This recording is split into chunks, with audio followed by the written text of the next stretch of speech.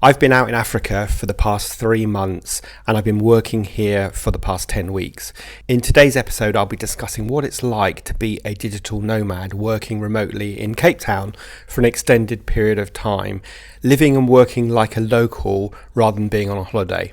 Now, I wanted to record this episode not to brag. I totally get how fortunate I am to be able to do this, but hopefully inspire you if you fancy becoming more mobile with your agency, and indeed, as a few of my clients have managed to do and have a model where they are not permanently based in the UK, even if their team are based remotely. So this digital nomad lifestyle can work if you're running an agency. So let's jump into today's show. Accelerate your agency's profitable growth with tools, tips, and value-added interviews with your host, agency owner and coach, Rob DaCosta. Working as a digital nomad for the past few years, at least during the UK winter, has allowed me to have the freedom to travel whilst also earning a living. It's been an incredible opportunity to explore new cultures, meet new people, and experience a different way of life whilst avoiding the cold and dark British winters and instead be in the Southern Hemisphere during their summer. Now, I'm just coming to the end of spending nearly 3 months in South Africa, so I thought it was a good time to record this episode. Indeed, I'm recording this from my Airbnb, which is why it might sound a little echoey compared to my normal recordings. Now, if you've followed me for a while, you know that I love South Africa, and particularly Cape Town, and I've done this a few times before, although this year is the longest I've actually stayed out here. It's a very easy place to be with a familiar culture, great quality, and right now it's very cheap for us Brits. And most significantly, there's only a 2-hour time difference between here and the UK, because fundamentally we are 9,000 kilometres directly south of the UK. So it makes it infinitely possible for me to work here whilst also exploring the beauty that Cape Town has to offer. So I thought I'd break this down into 5 benefits and 5 disadvantages of working remotely. And to be honest, it was much easier to find the benefits. I could have found a lot more than 5 than it was to find the disadvantages, where I struggled to find 5. But here goes. I wanted to be as balanced as possible. So let's kick off with the benefits. So number 1 has to be the sunshine. So South Africa has a fantastic climate, and if you imagine a beautiful summer's day in the UK, well, that's what it's like here pretty much for the whole summer. In fact, in all the time that I've been in South Africa, ironically today is the only day that it has rained in the morning and it's got a bit cooler, but come the afternoon and the blue sky starts to show through again, so it doesn't last for very long. And unlike the UK, you can kind of guarantee that you're going to have 2 or 3 months of decent weather. So being out in the sunshine is just fantastic for one's sort of mental health and getting vitamin D and having some time to go out and be in the sunshine. And also part of that is being able to explore the beautiful scenery. So if you're not familiar with Cape Town, it is obviously on the coast. It's a city that was built around Table Mountain, which is one of its main tourist attractions. But you don't have to go very far to be on the beach or to go into the countryside or to go wine tasting in the wine areas. And of course, a lot of people do the garden route, which is, I don't know how far it is, but it's a place where you're going to see a lot of different scenery, from the coast to the wineries to the mountains and so on. So it's a fantastic base in which to explore, and you don't have to travel very far to be in a very different type of place. So that's the number 1 advantage, which is the sunshine, being here in the summer and the ability to get out and explore. The second big benefit for us Europeans is the cost of living, because compared to other major cities around the world, Cape Town offers a relatively low cost of living, allowing digital nomads like me to stretch their budgets much further. So the pound is fairly strong against the rand, so you can pretty much halve the cost of most things, including food and wine and accommodation and so on, and you're going to get an idea of how much it actually costs to live here. So it's actually a lot cheaper for me to live here during the winter than it is in the UK, especially with the current price of gas and electricity. So that means that you're going to have a really good quality of life if you are spending an extended amount of time here. And if you're actually living here, you'd also get access to healthcare as well, which is really good, and education and all sorts of other opportunities to explore. So that's the second benefit, which is the cost of living, and that's one that you cannot really underestimate, because it means you're not going somewhere that's beautiful but seriously expensive, but somewhere that is beautiful and an awful lot cheaper than it is to live in the UK. I feel like this episode should be sponsored by the South African Tourist Board, because I always feel like they need to do a bit of a better job at promoting just how beautiful this place is.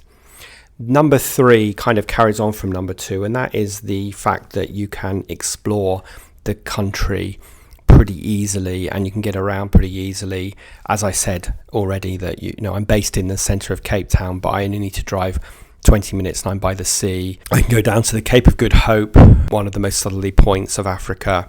I can travel into the winelands on the garden route. I can go up into the mountains and walk around Table Mountain or Lion's Head, Signal Hill and so on. The terrain changes really quickly. You don't have to travel that far. So if you plan your time here, obviously you're going to be working Monday to Friday, but then you can certainly make sure that you get away for the weekend. And because accommodation isn't too expensive, it makes it infinitely affordable to do that. So that is number 3, the ability to explore. And the fourth benefit I wanted to share with you is just how easy it is to network and meet other people. If I'm really honest, without making you get the violins out, when I came out on this trip, I didn't know anybody because the friends I had here had left. But it is absolutely amazing how many ex-clients, current clients are actually out here. So I've been able to meet up with current and past clients, and they've introduced me to some of their friends, and their friends have introduced me to some of their friends, and suddenly you have a big social network. But also there is a lot of business networking, so you can build your business network up here as well.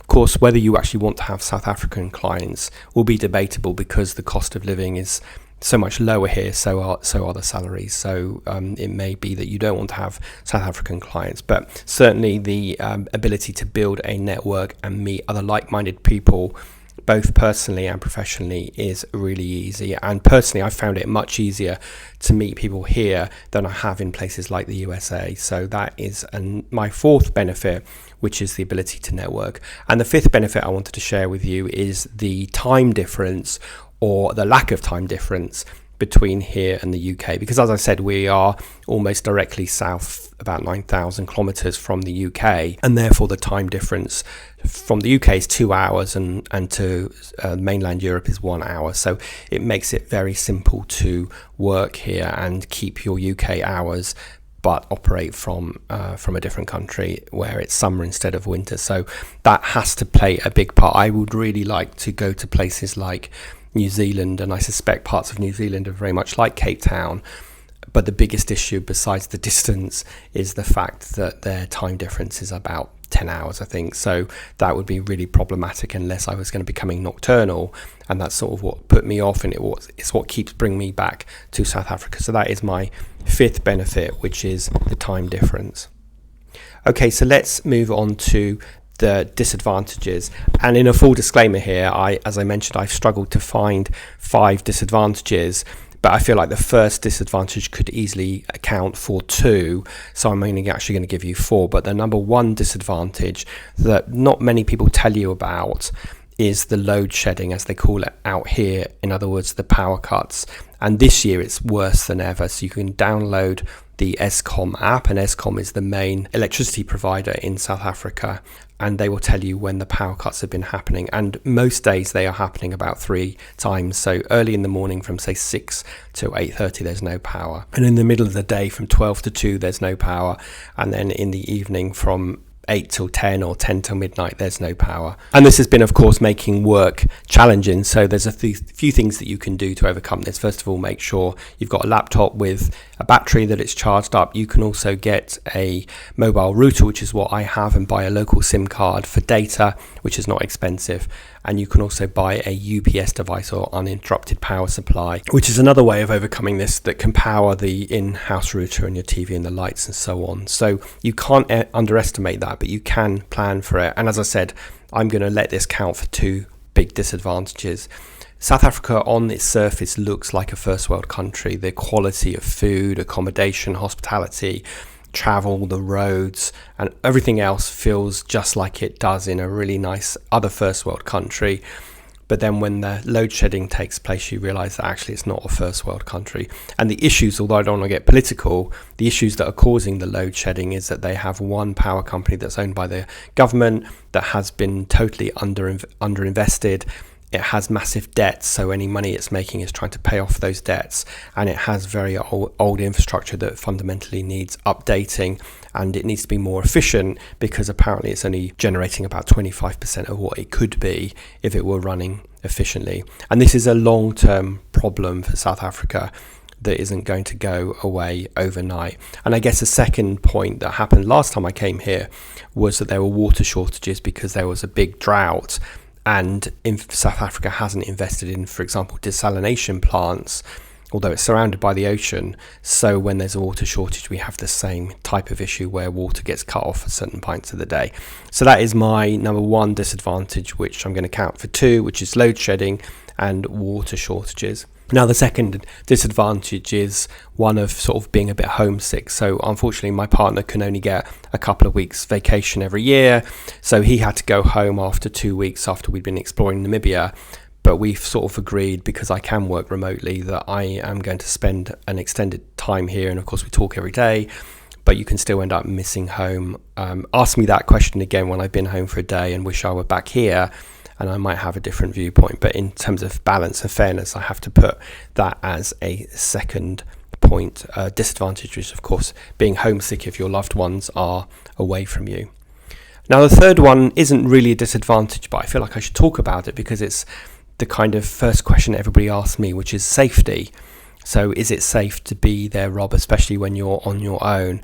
And I would answer emphatically yes, if you are conscious about this, and that means that you're not walking around on your own late at night or when it gets dark.